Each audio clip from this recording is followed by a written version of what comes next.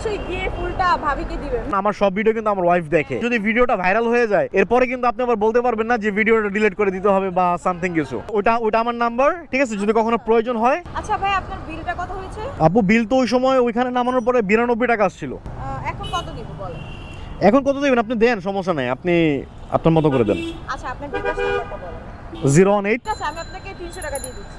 আচ্ছা ঠিক আছে, দেন, সমস্যা নেই। জি আপু আসছে, থ্যাংক ইউ। তো আপু আপনার সাথে কথা বলে ভালো লাগলো অনেক। আর অবশ্যই গিয়ে ফুলটা ভাবিকে দিবেন। আচ্ছা ঠিক আছে, দিব।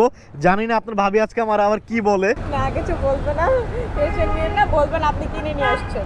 আচ্ছা, না কিনে না, আপনার কথাই বলবো, সমস্যা নেই। কারণ যেহেতু আমি এই ভিডিওটা পাবলিশ করব, কারণ আমার সব ভিডিও কিন্তু আমার ওয়াইফ দেখে, ঠিক আছে? ও আরেকটা ভালো কথা, আপনার এই ভিডিওটা আমি আমার ইউটিউব চ্যানেলে দিব, ফেসবুক পেজেও দিব। তো আপনার কি কোনো প্রবলেম হবে?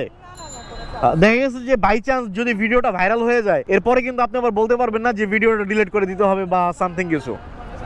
সমস্যা নেই না? আচ্ছা ঠিক আছে আপু, থ্যাংক ইউ।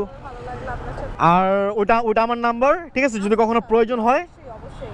আর আপনার এখান থেকে যেন সবাই ইন্সপায়ার হয়, অ্যাটলিস্ট নিজের সময়টাকে কাজে লাগাতে পারে, ভবিষ্যতে যেন তারা আরো এগিয়ে যেতে পারে। জি জি জি, এটাই কামনা করি। থ্যাংক ইউ আপু। ওকে, ভালো থাকবেন। আল্লাহ হাফেজ। আল্লাহ হাফেজ। আল্লাহ হাফেজ।